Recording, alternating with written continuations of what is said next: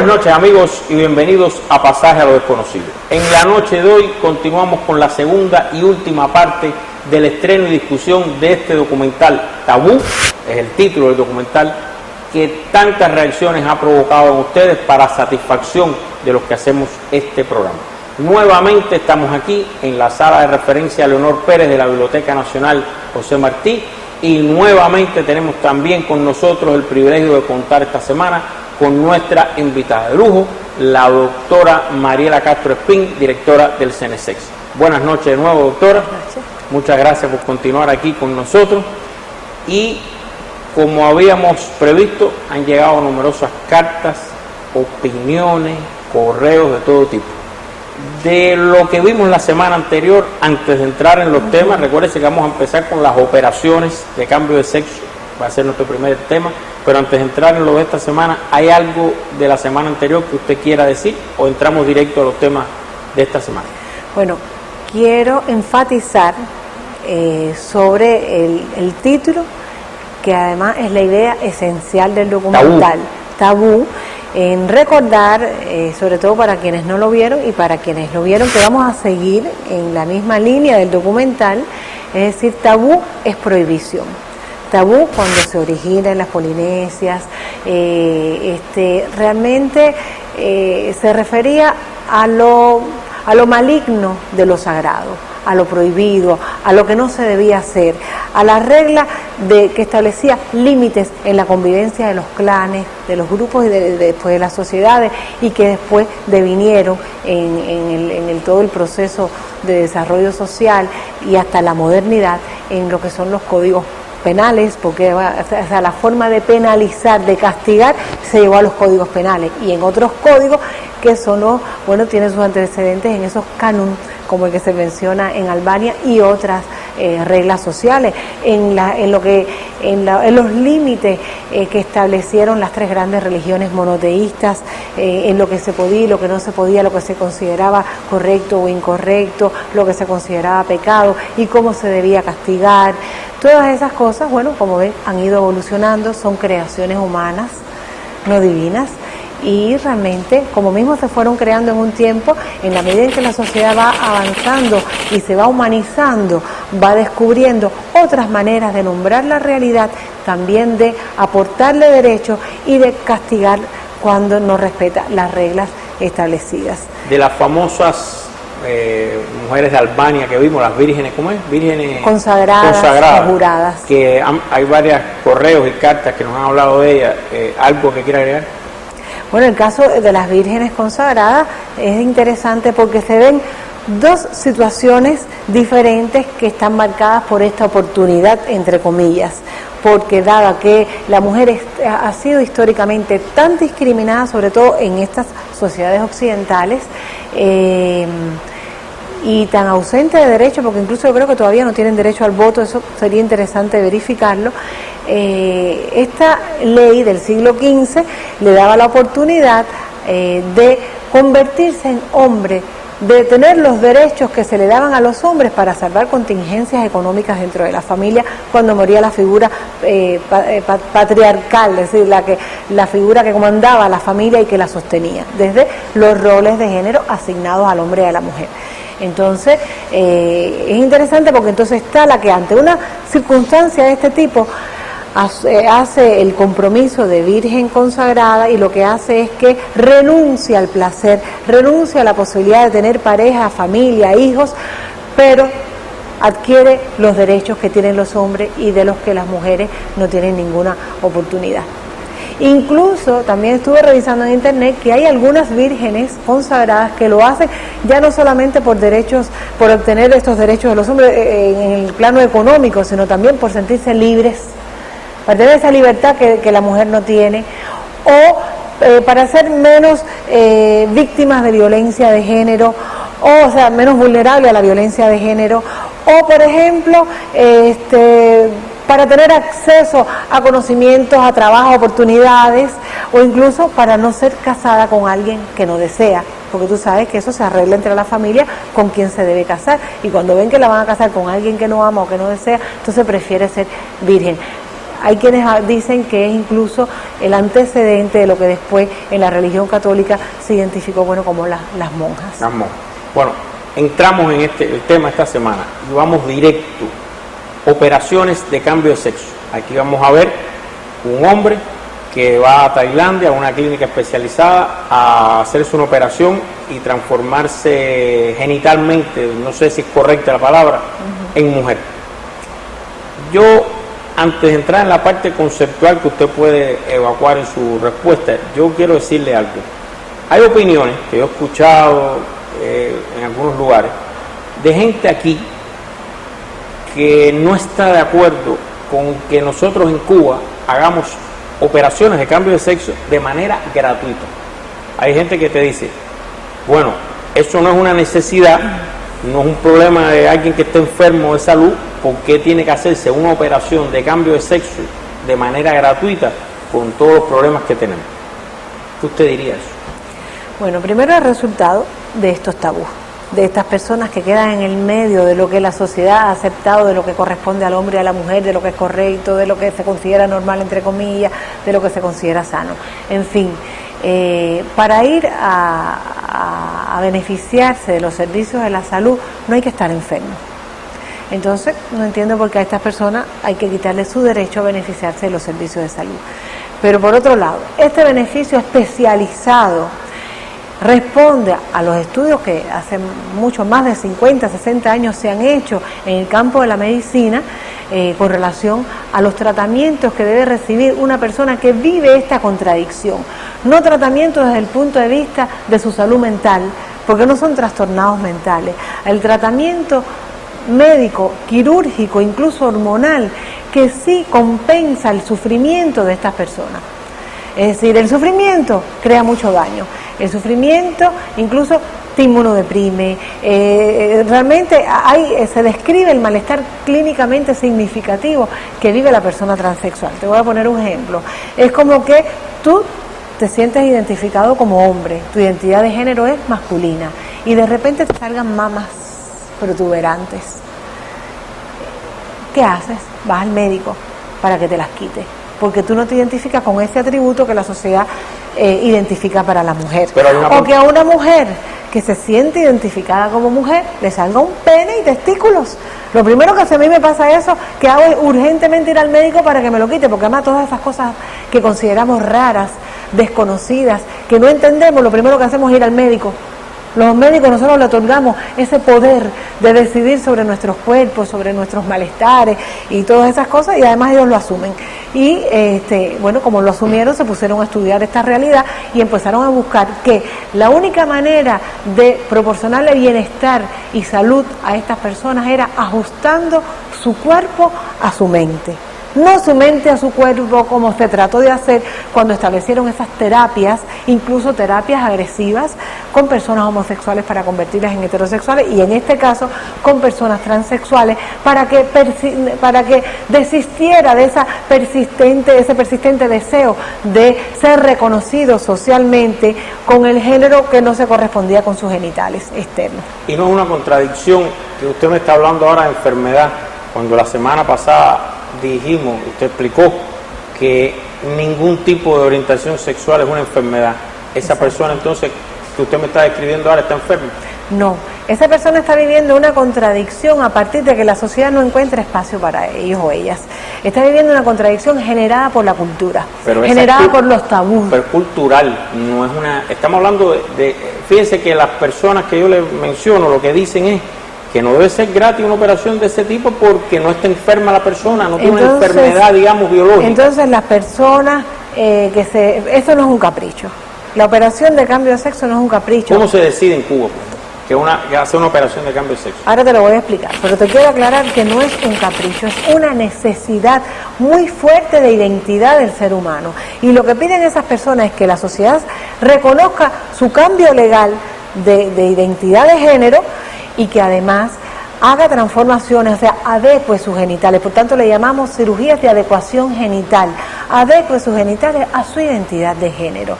Es una realidad. El origen no lo sabemos, pero existe y ya se ha comprobado que lo que les hace feliz, lo que compensa todo su sufrimiento, todos sus malestares, está relacionado con estos tratamientos que se hacen en el campo de la cirugía y del tratamiento hormonal y acompañamiento psicológico para ayudarlas a enfrentar esta contradicción y a traducir todo este lenguaje lleno de tabúes, de misterios y de prejuicios. Entonces, ¿cómo en Cuba, cómo se decide en Cuba, hacer una operación? partir de estudiar con mucho rigor todas las experiencias que a nivel mundial se han estado realizando, en tantos otros países se han estado realizando, encontrar la parte más positiva de esas experiencias, porque también ha habido experiencias negativas. Bueno, pues existía ya desde 1979 una comisión multidisciplinaria dentro de lo que ahora es el CNSEX y el Ministerio de Salud, para, cuando aquel tiempo se consideraban trastornos de la identidad de género, estudiar a la persona y diagnosticarla. Así se llamaba en psiquiatría. ¿Quiénes componen esa comisión? ¿Qué tipo de especialidades? Distintas especialidades: psicología, psiquiatría, endocrinología, cirugía estética, urología, ginecología. Y bueno, inicialmente, después se han ido integrando otras especialidades que ayudan. Entonces, en ese caso, se hace el estudio como se ha ido estableciendo internacionalmente, que ayuda. Claro, si nosotros hemos abogado por despatologizar la transexualidad, no seguirla considerando un trastorno mental, porque no hay elementos que digan que es un trastorno mental, elementos científicamente avalados que lo digan, entonces yo no puedo decir que vamos a diagnosticar la transexualidad. Vamos a ayudar a la persona, a hacerle un acompañamiento profesional para ayudarla a esclarecer sus contradicciones, sus dudas, sus preocupaciones, sus necesidades, y ayudarle a identificar cuál es su verdadera identidad de género, con cuál género se identifica de manera permanente, persistente y generalmente irreversible. Hasta ahora ha sido así. Entonces, ya cuando hay elementos suficientes, entonces se avala de manera profesional de que es una persona transexual y bueno, recibe la atención, tratamiento por parte de esta comisión especializada en un centro especializado de salud. Ahora, yo sé que usted no es... Se le dan tratamientos hormonales cuando le corresponde y de manera personalizada. Una persona no puede pasar su tratamiento a otra porque cada una lleva un tratamiento de hormonas, cada una o cada uno. Todo eso es gratis. Y todo eso es gratis. Como todo el sistema de salud en Cuba es gratuito, como también en Bélgica es gratuito, en muy pocos lugares donde es parecido al nuestro.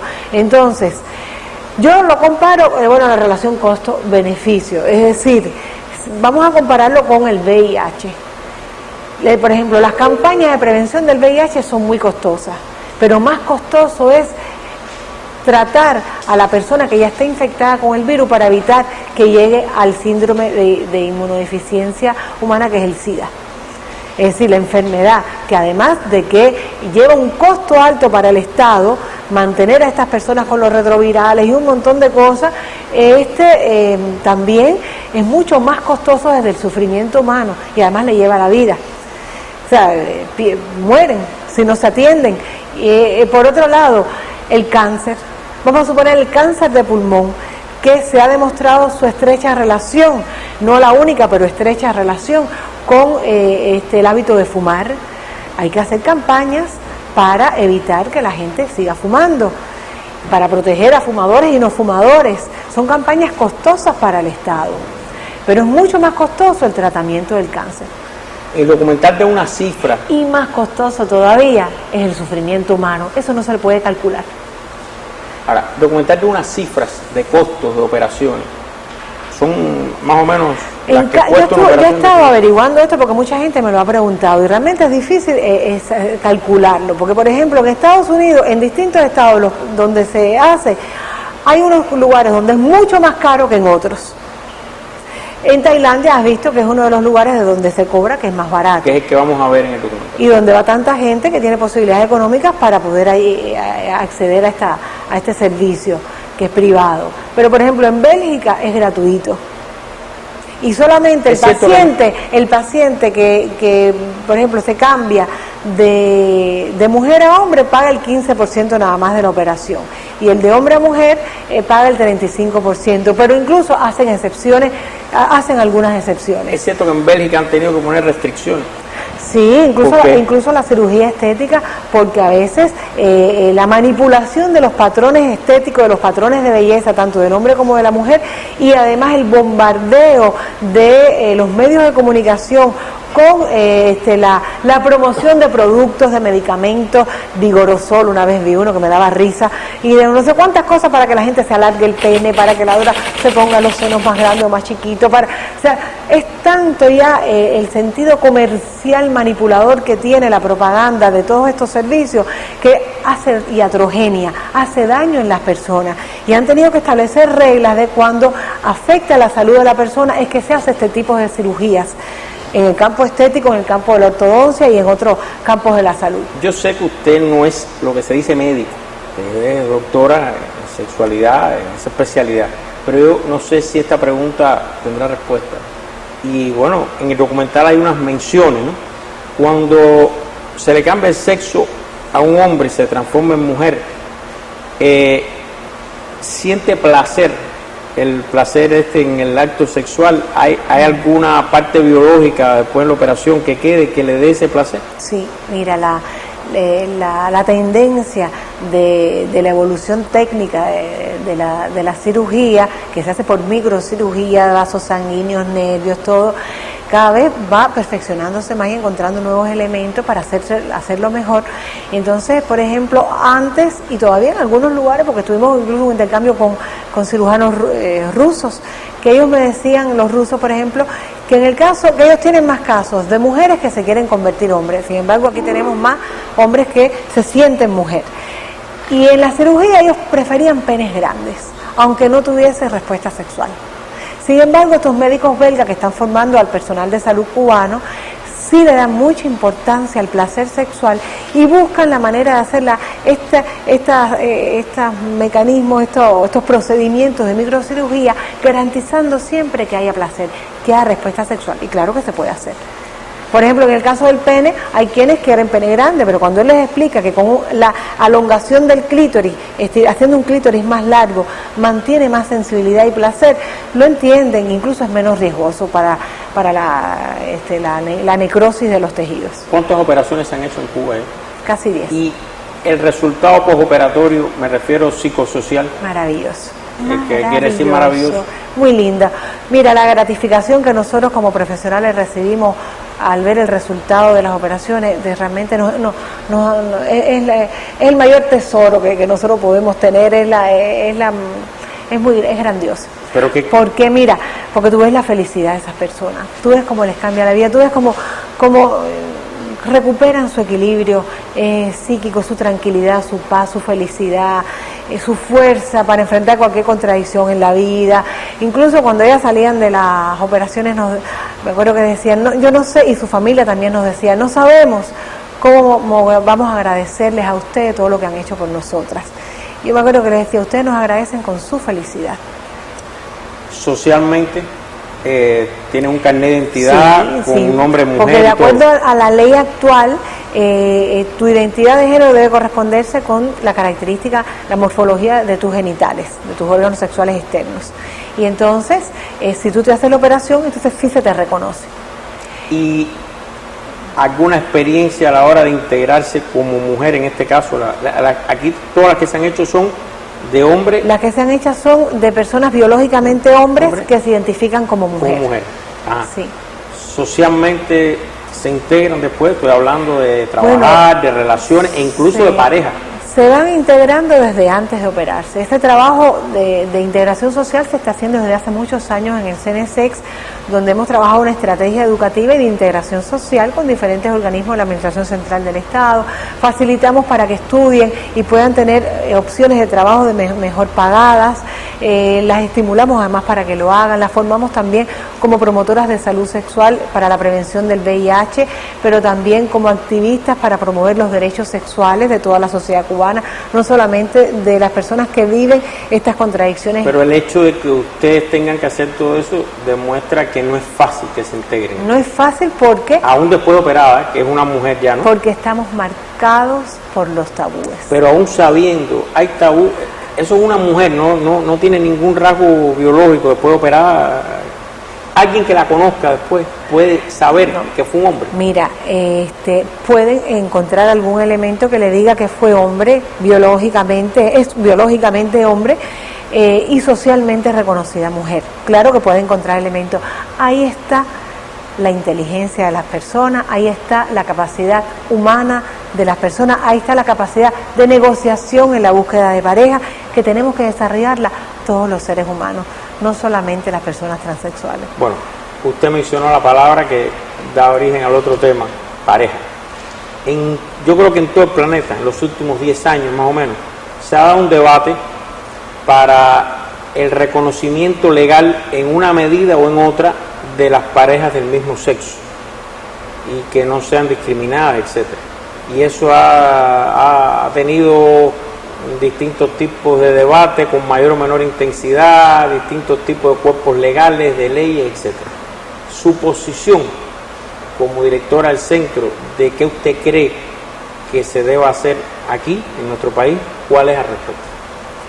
Mira, yo pienso que si estamos en una sociedad, en un proceso de transición socialista donde lo que se persigue como objetivo principal es la emancipación del ser humano a través de su toma de conciencia de su realidad, se persigue superar todo tipo de injusticia social heredada de las sociedades basadas en la explotación de los seres humanos, que han sido toda la historia de la humanidad. Si eso es lo que perseguimos como sociedad nueva, tenemos que revisar, como fue incluso una orientación que se dio por el partido, revisar en nuestras legislaciones, en todas nuestras normativas, cualquier tipo de injusticia que pueda quedar, cualquier tipo de discriminación de cualquier tipo que pueda quedar. Nosotros como institución nos dimos la tarea de revisar lo que nos correspondía en ese tema. Y entonces todavía queda, se cometen grandes injusticias con las personas homosexuales. Por ejemplo. Porque, por ejemplo, no se les reconocen los mismos derechos que las personas heterosexuales.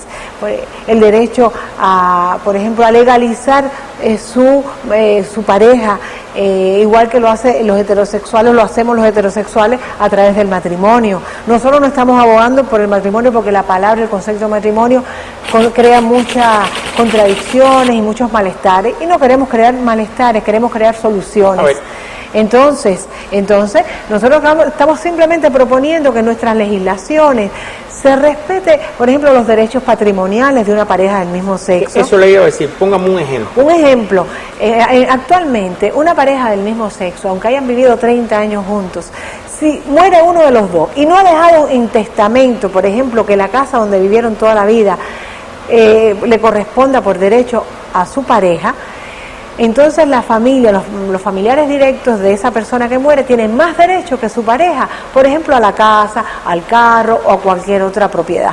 Eso es lo que usted explica. Eso es lo que en la actualidad las personas, las parejas del mismo sexo no tienen ese derecho, y es lo que nosotros estamos proponiendo en el Código de Familia. O sea, ustedes no están abogando por el matrimonio. No estamos abogando por el matrimonio, por respeto a esa categoría histórica exclusiva de la heterosexualidad.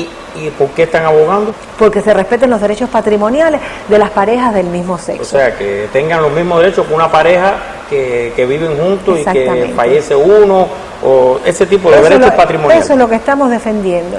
Ahora, eso a nivel legal, pero desde el punto de vista educativo, de nuestras campañas de bien público, de nuestras estrategias educativas, estamos promoviendo que se respeten los mismos derechos para todas las personas, la igualdad de oportunidades para todas las personas, sean homosexuales, sean transexuales en el caso de la identidad de género, sean hombres, sean mujeres. Hemos avanzado como sociedad en estos 50 años en los derechos de las mujeres, pero todavía hay que seguir avanzando con un enfoque de género también en otros derechos que le corresponden a los hombres, como se ha reconocido en la ley de maternidad, que se incluyeron elementos de los derechos de la paternidad que no habían sido reconocidos, porque la maternidad era una cosa muy importante y la paternidad no se consideraba igual. Usted mencionó la palabra igualdad, y yo quiero un poco hablar de eso. En su opinión, ¿cuál es la verdadera igualdad en este tema?